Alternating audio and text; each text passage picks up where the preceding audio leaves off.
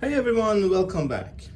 Have you ever wanted to test some component on the bench and you were struggling to find something to provide the best range of voltage that you need to test that component? Or you didn't want to use the car battery because you were looking for something much more safer and much more easier to use? In this video, I'm going to show you how to test all these components on the bench using this power supply device. This power supply device is capable of providing the voltage range between 0 to 30 and the current range between 0 to 5 amp. Of course, for testing the automotive components, most of the time we need a voltage range between 5 to 12. So this device is capable of giving us all that range of voltage that we need to test any electronic component on the bench. So in this video, I'm going to show you how to test the canister control valve, VVT solenoid valve, side mirror assembly, actuators inside the side mirror, and pedal position sensors, all with this power supply device, which is from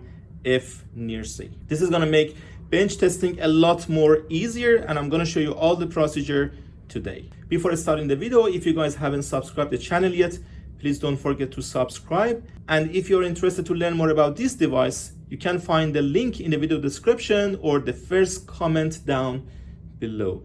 We also have many online courses for Automotive Diagnostic. You can find the link to those online courses in the video description as well. First of all, this power supply device is DPS-150 from Fnirsi, as I said. This is the device itself. These two are the outlets. And I have these two cables to connect to positive and negative. This is the main input. The screen itself is adjustable, which is going to make it easier to work with. And let's see how we can turn it on and how we can use it.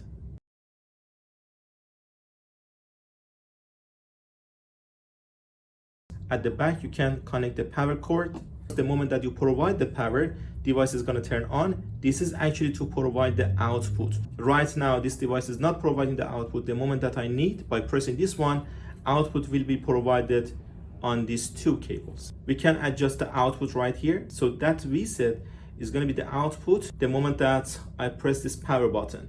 If I want to change it, I can actually move between the options using this one or this one. All right, so if I stay in here by rotating this knob, I'm going to adjust the voltage to whatever I need. I leave it on 12.6. You can adjust the current as well. Right now current is on 1 amp. Most of the time this is what we need. If you want to adjust the current, you can adjust the current between 0 to 5, whatever you need. So right now everything is ready. The reason that I have 0 volt in here because I haven't pressed the power button, so the output voltage is 0 right now. But the moment I press it, it's going to provide 12.6 for me, which is going to be the battery voltage, exactly what I need. But in those components that work with 5 volt, of course I can adjust the voltage output to 5 and it's going to be super easy. But let's see how this one works, how I can really use this one to test any component. I'm going to start from the side mirror actuator. This is a side mirror actuator which is going to adjust the side mirror for us. In some cases, we want to make sure if actuator itself is good or bad, or problem is from the switch. So you need to provide the power supply over here. There are two actuators inside. I can activate each one of them separately with this power supply device. What I need, I have two clamps in here, positive, negative. So I'm gonna put the clips over here, this one right here, this one right there. The moment I press this power button, voltage output will be shown in here and the actuator should be working if it is in good condition. As you see, actuator is traveling downward. You can test the other function of the actuator as well by switching this one to this wire. And now, look at this. Actuator is traveling down from here. So this is a very easy way to test any actuator on the bench without having any battery on the bench. You can set up this one on your workbench and adjust it to any voltage that you need.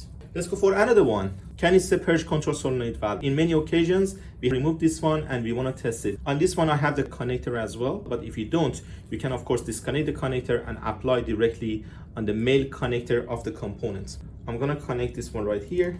Voltage is provided.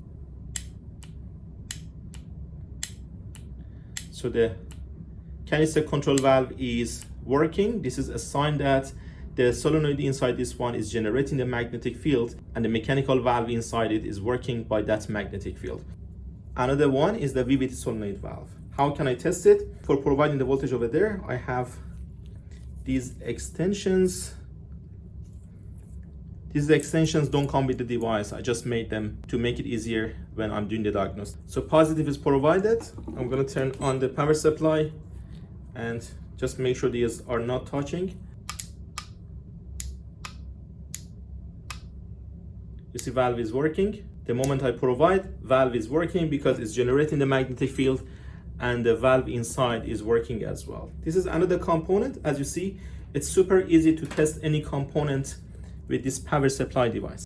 The next one that we're gonna try today is pedal position sensor. You know, the location of the pedal is under the dash is really hard to reach. Sometimes it's really good if you can take the sensor out and test it on the bench. But if you want to test it, the best way is when power supply is provided on the sensors and you can read the actual output signals of sensor 1 and sensor 2.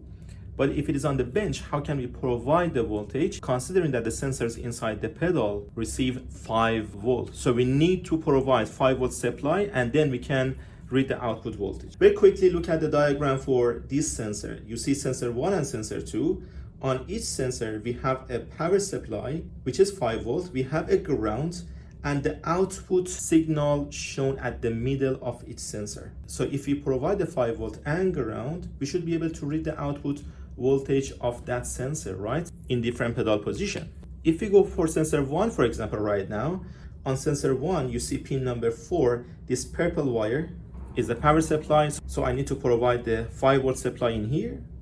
Pin number 3, that green wire, which is this one, is the output signal.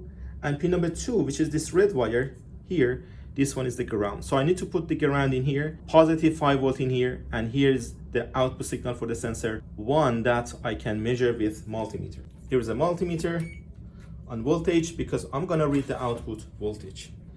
First of all, on the power supply device, I need to change the output voltage to 5 volts. So I'm gonna jump into here. Let's go to this number. I'm gonna change this one to 0. Next one will be adjusted to 5, 0, and next one to 0 as well. I'm gonna leave the current on 1 because this sensor is not going to consume that much current. So everything is ready. I'll leave it here. I'm not going to turn it on right now. So positive was this purple wire right here. Negative was this red wire. I'm going to put the multimeter probe in here as well. Multimeter black probe. So I'm providing the ground on that red wire that I explained previously. Right now on multimeter, I don't have any voltage measurement, right? If I provide the voltage right now, that 5 volt supply is going to go through the positive to the sensor 1, and from the red one is going to get back to get grounded. But at the same time, I should be able to read the output voltage on sensor 1 right now here. So multimeter is attached in here to read the voltage if I provide the supply. So as you see, 5 volt supply is provided. The signal on sensor 1 right now is 0.5. This is exactly what I'm after. I'm going to get low value when I'm not depressing the pedal. But when I press the pedal, this value should be increasing. I'm going to press the pedal. You see the value on the multimeter on sensor 1 is up to 3.7 volt, and if I release it, it's going to get back to low voltage. This type of response from the sensor is quite okay. Sensor is responding properly, low voltage when pedal is not depressed, and higher voltage when I'm depressing the pedal all the way to the floor. You notice how much it was easier to test the sensor over here. Of course, if I don't have the power supply device, if I want to test the sensor on the bench, I can test the sensor resistance. But in many workshop manuals, you don't have the actual resistance value for sensor 1 and sensor 2. The only value that you have is the output voltage. So if you cannot test the output voltage, you cannot reach to the conclusion if sensor is good or bad. So if you have a device like this, you can apply the voltage, simulate the real condition on the sensor, and reach to the conclusion if sensor is good or sensor is bad. As you see, many different applications for this device on automotive diagnosis. As I said, if you're interested to learn more about this device, you can find the link in the video description or the first comment down below. And if you're interested to watch more, please don't forget to subscribe the channel to get the notification when we upload new videos. Thank you very much for watching.